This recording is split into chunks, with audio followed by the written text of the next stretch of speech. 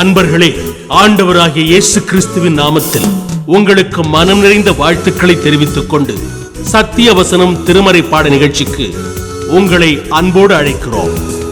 சத்திய வசனம், இது தேவனின் வசனம். நாம் சோர்ந்து போகையில் கரம் கொடுக்கும் நம் தேவனின் வசனம், நம் தேவனின் வசனம். ஆகையால் இஸ்ரவேலின் தேவனாகிய கர்த்தர் சாலமோனுக்கு 2 விசை தரிசனமாகி அந்நிய தேவர்களை பின்பற்ற வேண்டாம் என்று கட்டளையிட்டிருந்தும் அவன் கர்த்தரை விட்டு தன் இருதயத்தை திருப்பி அவர் கற்பித்ததை கை கொள்ளாமற் போனதினால் கர்த்தர் அவன் மேல் கோபமானார்.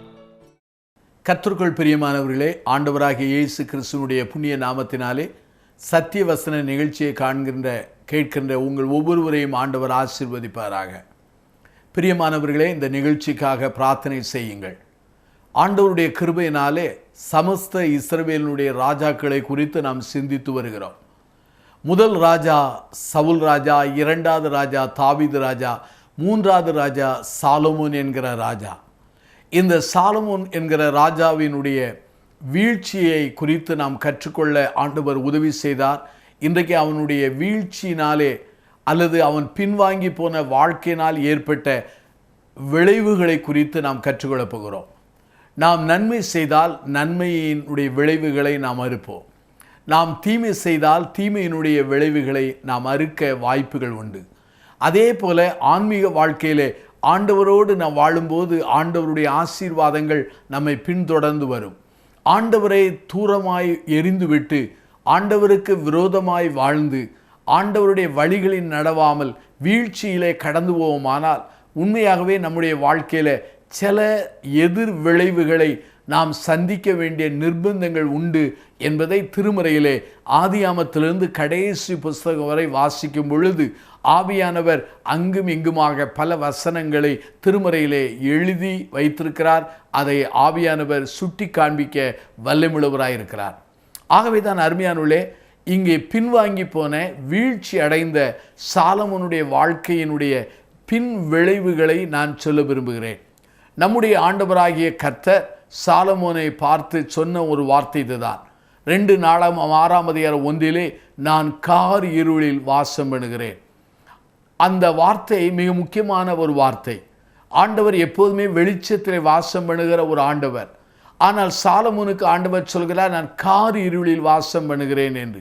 ஏனென்று சொன்னால் சாலமோனுடைய வாழ்க்கையினுடைய பின்வாங்குகிற நிலையை அது வெளிப்படுத்துகிறதாய் அல்லது ஒரு தீர்க்கதரிசன வெளிப்பாடாக அது காணப்படலாம். இந்த சாலமோனுடைய வாழ்க்கை வெளிச்சமாயிருந்தது. வெளிச்சத்தின் பிள்ளையாயிருந்த இவனுடைய வாழ்க்கையிலே இப்போது கார் இருளில் வாசம் பண்ணுகிற அந்த நிலையிலே வாழ்கிறான். கார் இருளில் அவன் நடக்கிறான். கார் இருளிலே அவன் நடந்து பின்வாங்குகிற திசையிலே அவன் போய்கொண்டிருந்தான். இவன் பின்வாங்கினதினாலே அவனுடைய வாழ்க்கையில் வீழ்ச்சிகள் வந்ததினாலே அவன் வாழ்க்கையிலே சந்தித்த சில விளைவுகளை நான் சொல்ல விரும்புகிறேன். இந்த தாவீதின் குமாரனான சாலமோன் அவன் தன்னுடைய தேவனுடைய ஞானத்தை விட்டுவிட்டு பிறருடைய ஞானத்தோடு ஒத்து போனான். தேவனோடு நடக்கிற நடக்கையை விட்டுவிட்டு பிறருடைய நடக்கையை அவன் பின்பற்ற ஆரம்பித்தான். தேவன் கொடுத்த ஆசீர்வாதத்தை விட்டுவிட்டு தேவனுக்கு விரோதமான காரியங்களிலே அந்த ஆசீர்வாதங்களை பயன்படுத்த ஆரம்பித்தான். அதே சமயத்தில் தேவனுக்கு பிரியமான காரியங்களை கட்டின மனுஷன் தேவனுக்கு விரோதமான காரியங்களை அவன் கட்ட ஆரம்பித்தான். அது மாத்திரமல்லாமல் அவன் ஒரு சரியான சாட்சியாக இருந்த மனுஷன் இப்பொழுது தேவனை விட்டுவிட்டு தேவனுக்கு முன்பாக மனிதர்களுக்கு முன்பாக ஒரு தவறான ஒரு கேடான ஒரு சாட்சியாக வாழ்ந்ததை நாம் தொடர்ந்து கற்றிருக்கிறோம். இந்த சாலமோனுடைய வாழ்க்கையிலே அவன் பின்வாங்கினதினாலே வீழ்ச்சி அடைந்ததினாலே அவன் சந்தித்த 3 விளைவுகளை நான் சொல்ல விரும்புகிறேன். முதல் விளைவு என்ன தெரியுமா?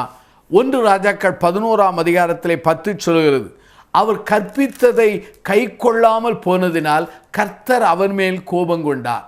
நம்முடைய ஆண்டவர் மனதுருகிற தேவன், தயவு நிறைந்த தேவன், இரக்க நிறைந்த தேவன், மனிதனுடைய வாழ்க்கையை கட்டி எழுப்புகிற தேவன். ஆனால் கர்த்தருடைய வார்த்தை சொல்கிறது கர்த்தர் கோபம் கொண்டார் என்று.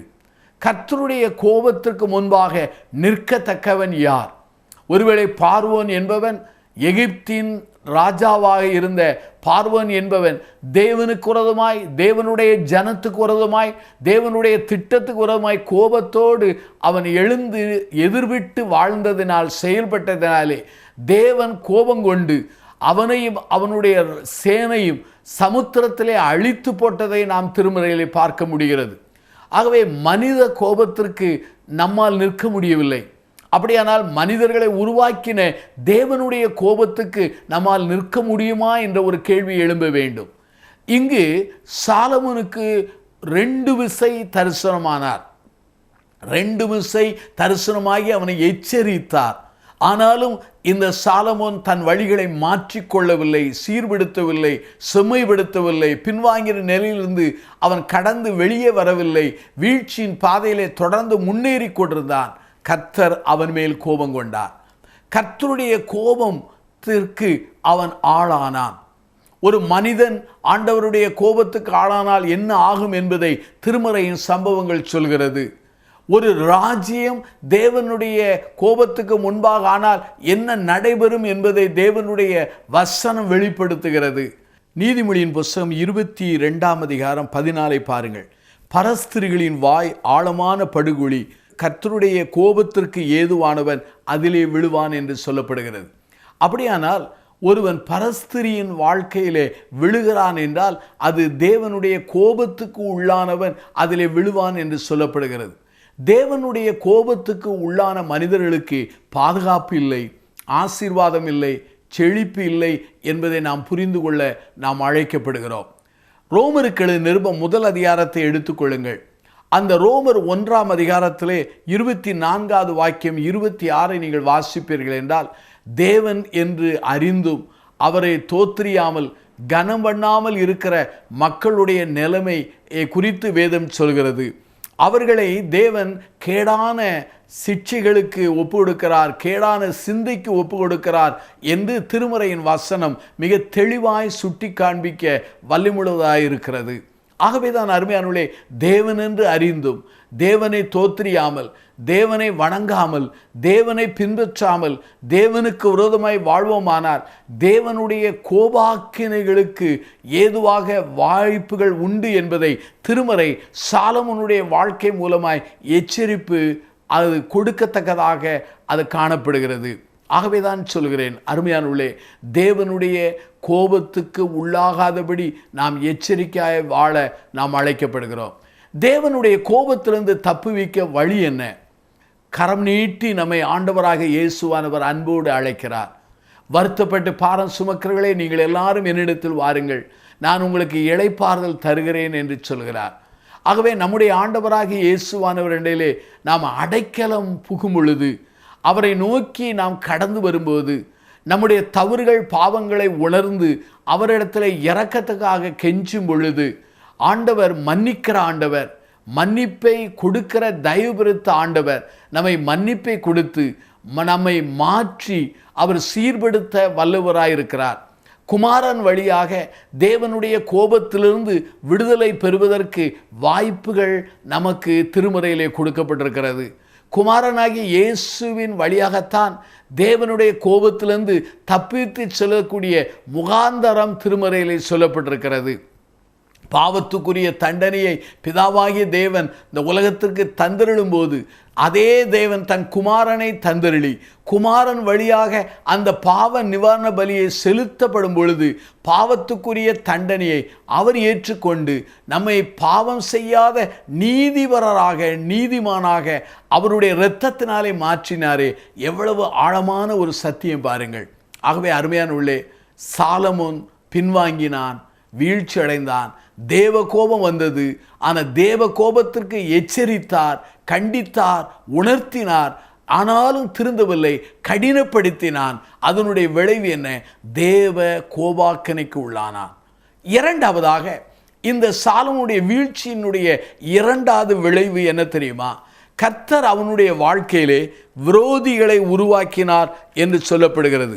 1 ராஜாக்கள் 11ஆம் அதிகாரத்தை நீங்கள் எடுத்து வைத்துக் கொள்ளுங்கள். அங்கே 14வது வாக்கியம் சொல்கிறது, கர்த்தர் ஏதோமியனாகிய ஆதாத் என்னும் ஒரு விரோதியை சாலமோனுக்கு எழுப்பினார்.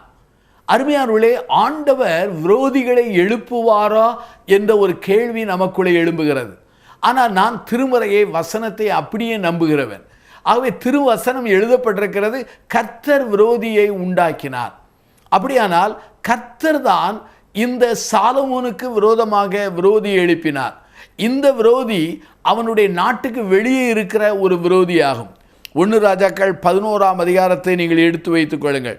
அங்கே வசனம் சொல்லுங்க 27, அவன் ராஜாவுக்கு விரோதமாக கையெடுத்த முகாந்தரம் என்னவென்றால், ஆகவே இங்கே வேத வசனம் சொல்கிறது, அங்கே நேபாத்தின் குமாரனை யெரொபெயாம் என்கிற மனிதன் அங்கே சாலமோனுக்கு விரோதமாய் எழும்பினான் என்று சொல்லப்படுகிறது.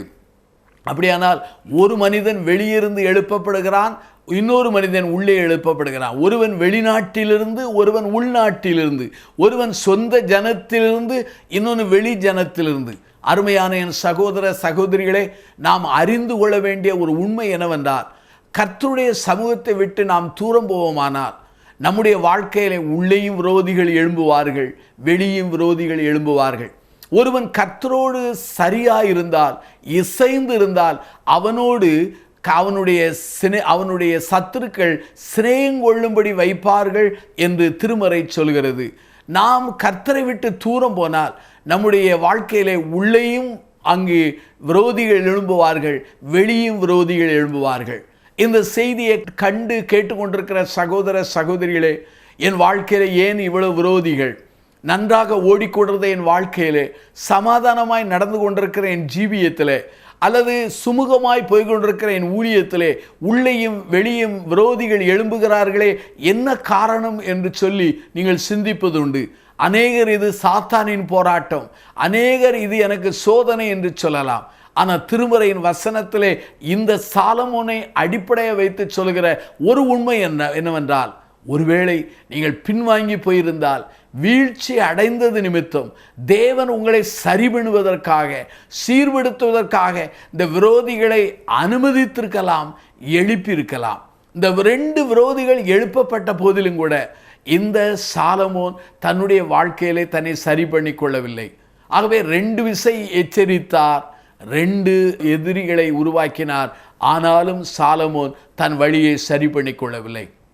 ஆகவே வீழ்ச்சியினுடைய முதல் விளைவு என்ன? தேவனுடைய கோபாக்கினை.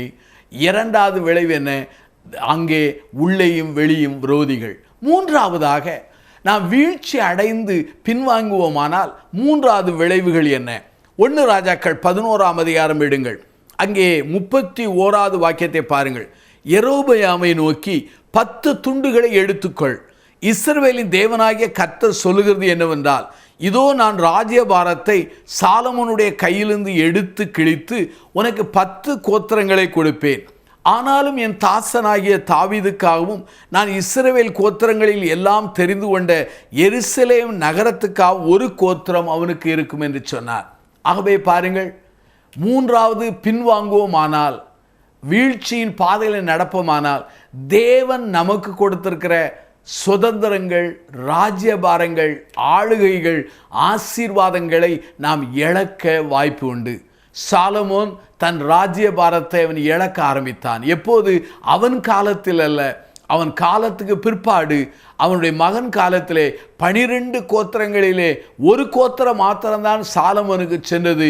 மற்ற கோத்திரங்களெல்லாம் பிடுங்கி இன்னொருவனுக்கு கொடுக்கப்பட்டது. இன்னும் சொல்ல வேண்டுமென்றால் அவன் விரோதிக்கு கொடுக்கப்பட்டதை நாம் திருமறையிலே காண முடிகிறது. ஆகவே he lost his kingdom. ஒருவேளை உங்களுடைய வாழ்க்கையிலே தேவனை விட்டு, தேவனுடைய ராஜ்யபாரத்தை விட்டு நீங்கள் விலகி பின்வாங்கி போவீர்கள் என்றால் தேவனுடைய கோபாக்கினையை சந்திப்பீர்கள். 2வது விரோதிகளை நீங்கள் சந்திக்க வாய்ப்புகள் உண்டு.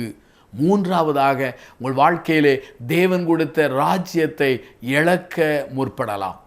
ஒருவேளை சாலமோனுக்கு ராஜ்யபாரம், ஆனால் நமக்கு ஆசீர்வாதம் இருக்கலாம், ஆஸ்திகள் இருக்கலாம், பதவி இருக்கலாம், ஸ்தானங்கள் இருக்கலாம், நற்பேர் இருக்கலாம், நமக்கு பிரியமானவர் இருக்கலாம். இப்படிப்பட்ட மக்களை இழக்க வாய்ப்புகள் நேரிடக்கூடும் என்பதை இந்த இடத்திலே சொல்லப்படுகிறது. இதை சொல்வதனாலே நான் உங்களை பயமுறுத்துகிறேன் என்றல்ல. சாலமோனுடைய வாழ்க்கையில் நடந்த சம்பவத்திலிருந்து நாம் கற்றுக்கொண்ட அந்த 3 பாடங்களை நான் உங்களுக்கு விளக்கி சொல்கிறேன். ஆனால் சாலமோன் 2 விசை தேவனால் எச்சரிக்கப்பட்டான். 2 விரோதிகளை தேவன் எழுப்பினார். அந்த சாலமோன் தன்னுடைய வாழ்க்கையை சரி பண்ணி இருப்பானால் அல்லது திரும்பி இருப்பானால் தேவன் அவனுக்கு திரும்ப எல்லாவற்றையும் கொடுப்பார். தாவீது தன் வாழ்க்கையிலே துணிகிற பாவத்தில் விழுந்தார். உணர்த்தப்பட்ட போது தன்னை தரைமட்டுமாய் தாழ்த்தி தன்னுடைய ரட்சிப்பை மறுபடியும் திரும்ப பெற்றுக்கொண்ட போது அவனுக்கு மறுபடியும் தேவன் கிருபையாய் அந்த ஸ்தானத்தை கொடுக்கவில்லையா?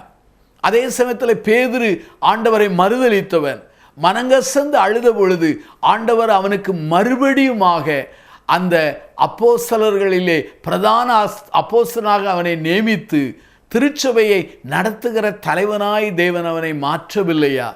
யோனா தேவனை விட்டு பின்வாங்கி எங்கேயோ தூரம் போனான்.